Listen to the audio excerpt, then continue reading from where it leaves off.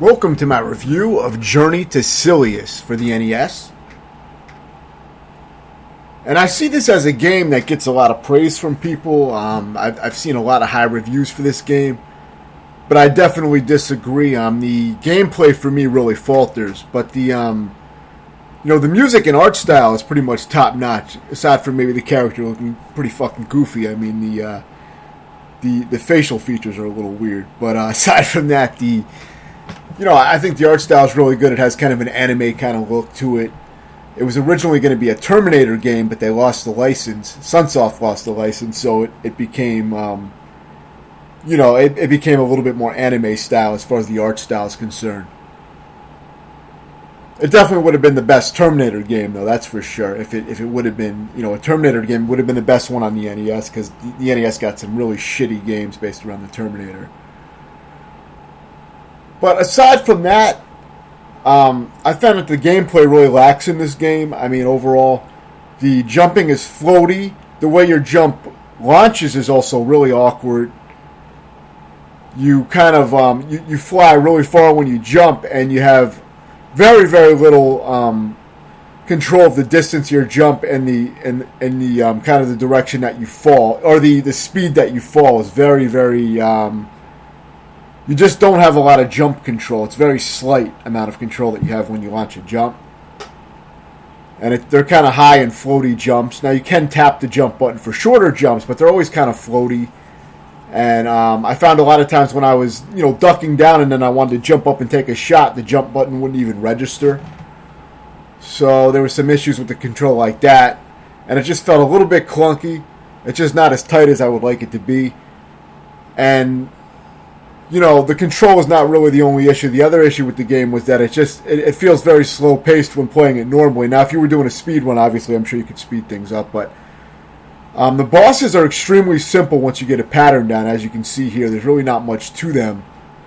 So that's kind of another weak spot of the game. And the levels themselves are actually very, very easy. And the game is overall very easy because of the easy bosses and the easy levels.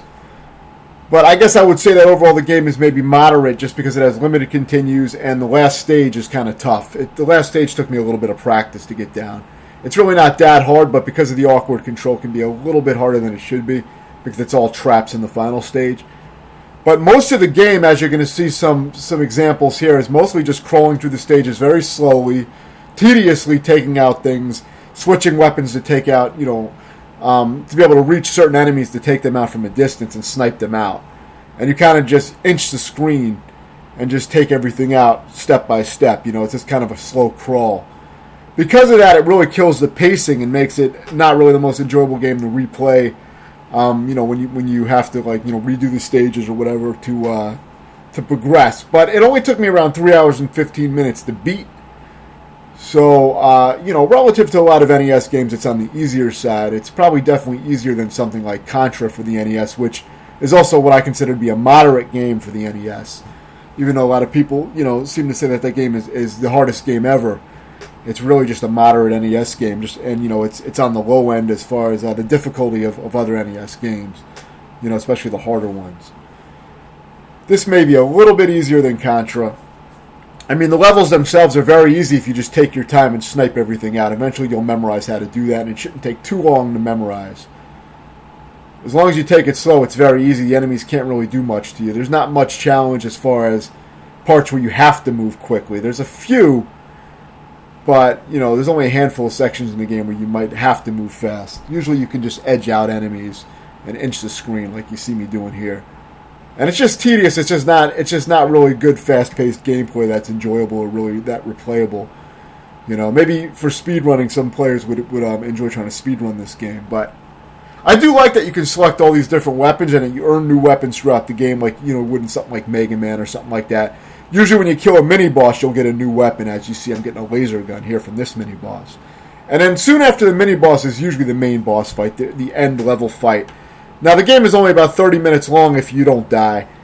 With some deaths, it took me around 39 minutes to beat in my run, because I lost a continue, at least one continue.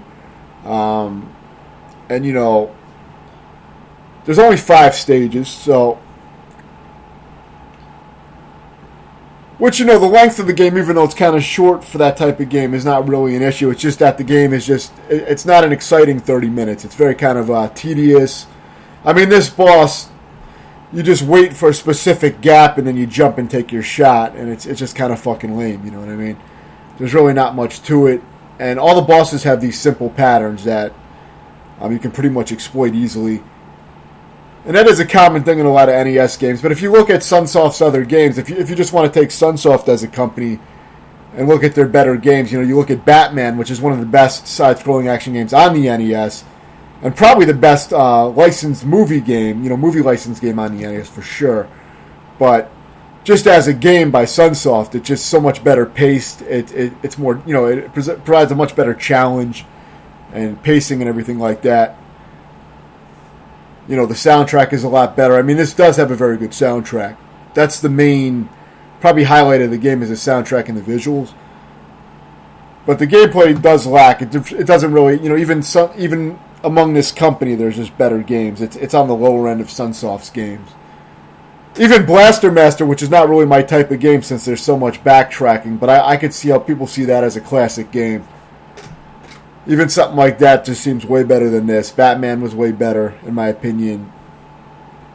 Of course, Fester's Quest is a shit game, and this is much better than that. But for the most part, Sunsoft had a lot of classic games, like Gremlins 2 was awesome for the NES. Another game that's much better than this. Even the Batman Returns, which was worse than the original Batman, in my opinion, was much better than this. So this is a pretty weak game, even by Sunsoft standards, which is, one of the better developers on the NES, obviously. But it really doesn't stand for me, as far as the better games on the NES. But I did enjoy beating it overall. I mean, I found it a little bit irritating because of some of the control issues, so it did irritate me at times. I felt like I had to kind of crawl through the game because it likes to ambush you constantly. If you move the screen too fast, you get swarmed by enemies, and you just don't have enough bullets in your gun to take everything out. So you're gonna take damage if you try to run through. I mean, the only exception to that would be just memorizing a speedrun route or something like that. But it's just that's a strange way to have to play a game. Usually, when you normally play a game, you're not going to be trying to learn a speedrun route. So I do find that the game feels kind of just tedious and sloppy with having to slowly progress through the screens.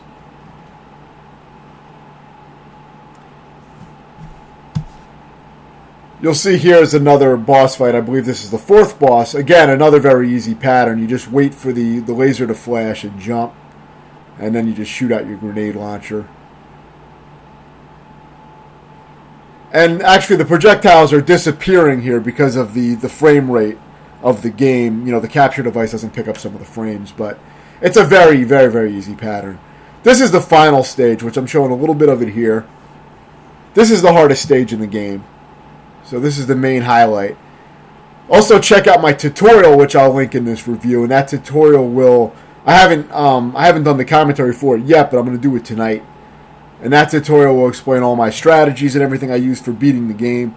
It's not a refined tutorial like some of my others, where I went through and did no damage on all the sections. But it should show good enough. This is really a pretty easy game for an NES game. So there really wasn't any need for me to try to refine each section like Ninja Gaiden 3, which is a very hard game. And I did a no damage tutorial on that, where I did each section with no damage. Of course, I used save and load states to get each section with no damage, but it did take some extra time to get all that done.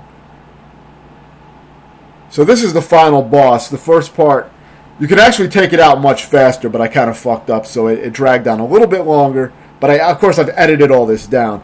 The final boss is extremely easy. This is the final boss. All you do is jump to shoot him in the head, and when he gets close, you jump over him, and it'll automatically duck you. So he gives you a little favor by ducking, so you can just jump right over him. Very, very easy. So,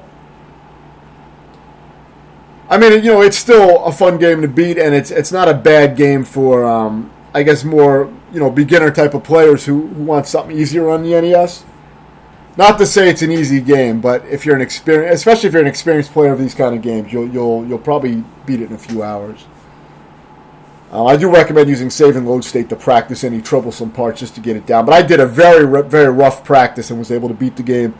I didn't really practice the stages too much at all except for the final stage. And that ended up being good enough. I just found that there wasn't a hell of a lot of substance to the game. And the slow pacing, the floaty controls. For me, it's a 6.5 out of 10. It's in between decent and good, I would say. It's almost a good game, I think. But, it just wasn't... It wasn't paced well enough, and the controls weren't tight enough for my liking. If you have any questions, let me know, and thanks for watching.